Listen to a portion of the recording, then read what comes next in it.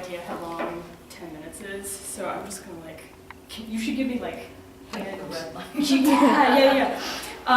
So I'm gonna read this piece I wrote about corporate philanthropy. Laura Clark always said like the more boring the topic, the more I should write about it, which I believe. But nobody here has read it except for Cody. Sorry, Cody, and also Caleb, but not even the final version. So yeah, these are just like segments from it. And I think the only thing you need to know is it's about corporate philanthropy at Procter & Gamble, particularly in Rwanda, and there's mention of the fact that they got involved when there was like that drought crisis in 2011, and I don't know if I like excerpted that part, so that's all good, necessary background.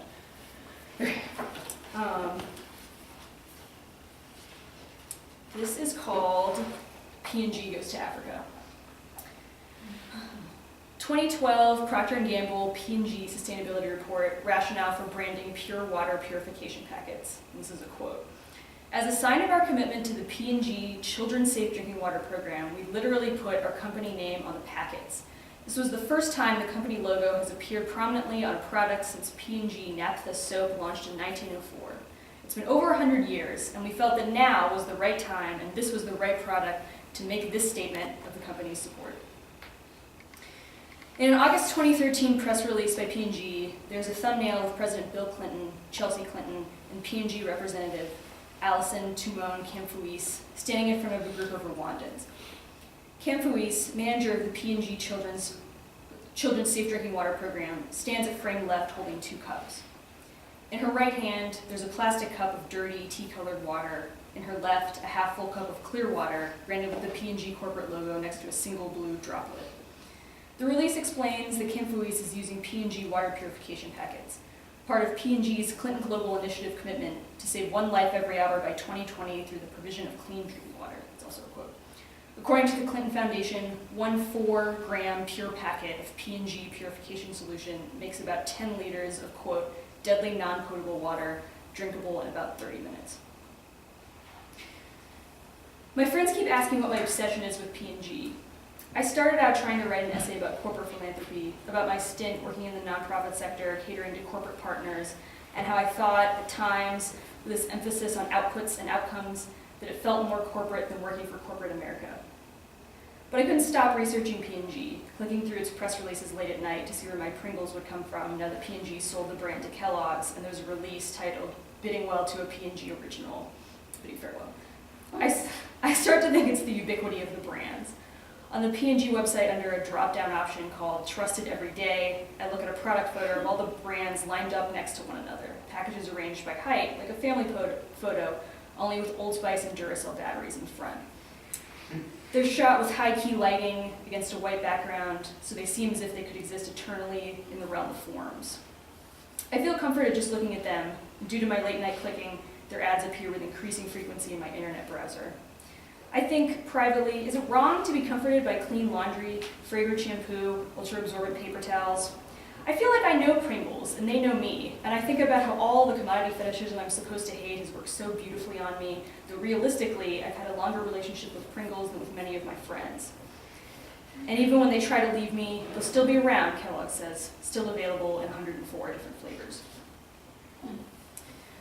I count 10 Rwandans in the background behind Kamfuis and the Clintons, though it looks like Chelsea blocks from view all but 1 shirt sleeve of a possible 11th person. The group is different ages, mostly elementary school-aged children. The youngest kids stand behind Kamfuis in yellow and blue school uniforms, looking quizzical. An older man tries to peer over the children at the 2 cups of water Kamfuis holds. Some of the kids have their backs to the camera, as if they're just milling around their schoolyard, unaware their pictures are being taken. It's unclear even where the photo is taking place. The only location marker is a blurred brick building labeled administration offices in the background, outside of the plane of focus. No Rwandan smiles, no Rwandan holds water. Partial list of P&G billion-dollar brands I have in or near my bathroom. Tide, Downy, Crest, Febreze, Charmin, Head & Shoulders, Olay, Pantene, Fusion, Mach 3, Gillette, Always. Partial list of half-billion-dollar brands. herbal essences, Mr. Clean, CoverGirl, Vicks, Oral-B, Prilosec, OTC, Swiffer, Tampax, Venus. Out of more than 90 mass market brands, P&G boasts 25, quote, billion-dollar brands and nearly 20 half-billion-dollar brands. These are the brands that each bring in $1 billion or $500 million in revenue individually. I've listed only 21. A case study in Policy World's introduction, this is a book that's quoted in here, summarizes Barbara Cruikshank's attempt to locate agency in a new policy to put locks on the garbage cans in her Minneapolis neighborhood.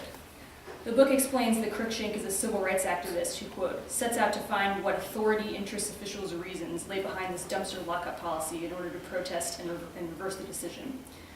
But after talking to everyone in her community, she finds there is no reason behind the policy, no agent or actor that she can locate.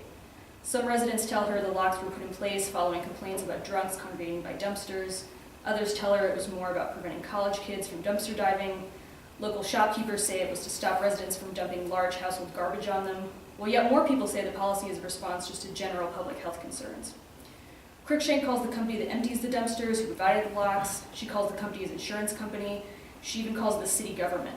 No one knows who decided when the locks would appear or why. There are no answers.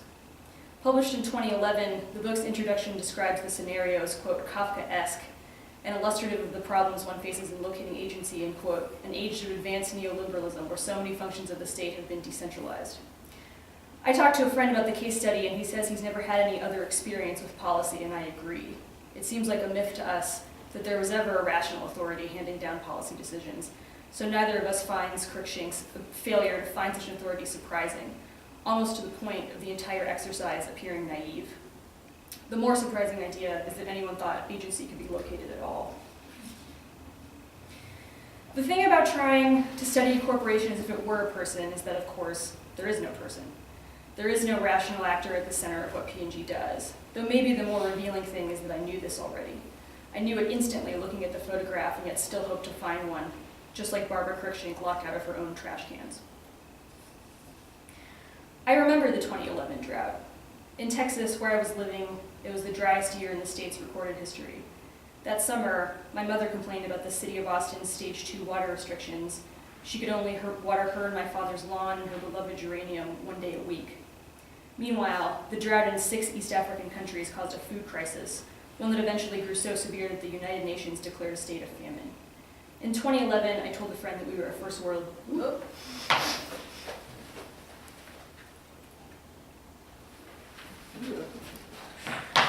I told a friend that we were a first world cliche.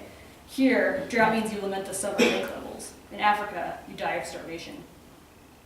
I make statements like this often, and I tell myself they are some mixture of serious, self-righteous social commentary and of gallows humor. I also tell myself gallows humor is a sign of coping, an adjustment to a hopeless situation. But sometimes I'm not so sure. According to Freud, it's the victims of hopeless situations who typically make gallows humor, and then I feel guilty and lose track of who is supposed to feel hopeless and what kind of hopeless and where that hopelessness begins and ends. I find that I'm comforted by the language and design of the P&G sustainability reports. The 2013 report's cover shows the Charmin bear, the toilet paper's mascot, alongside a picture of Mexican roof tiles made using waste from the local Charmin plant. There's a stock photo of a man in a hard hat talking, so you know he's amidst a good day's work and we should all feel proud. P&G says it just wants to do the right thing. It wants to create worth from waste, that's their slogan, eventually operating on 100% renewable energy. All over the world, it just wants to do good, to convert scraps from a US Pampers site into upholstery filling, to compost Gillette shaving foam in the UK to help grow grass, to create, quote, a factory inspired by a garden in Yangshu, China, as if it will have no environmental impact and thus will not really be a factory at all. The central question for me is no longer how do I help, but instead what question I can even ask to approach a different idea of helping. Mine is not a problem with this particular P&G photograph, but a problem with the idea of the photograph. I want to resent Kim Felice, the red-headed P&G rep who's devoted her entire professional life to counting the saved lives of African children, counting them so closely there's now a quota, 1 life per hour or you fail.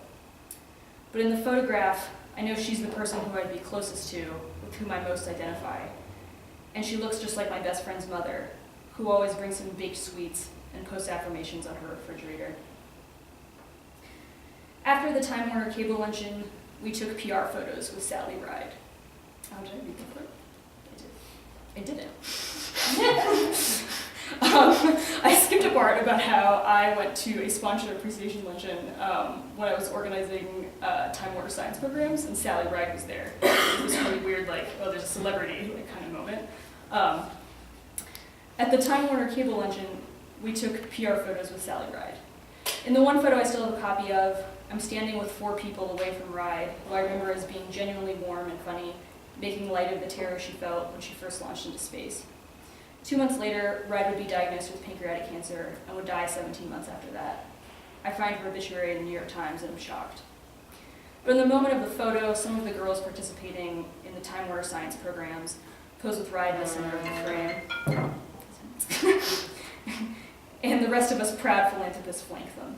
I'm standing in profile in a long line of brown-haired women, dressed business casual in black flats, and we were all looking at the camera, smiling.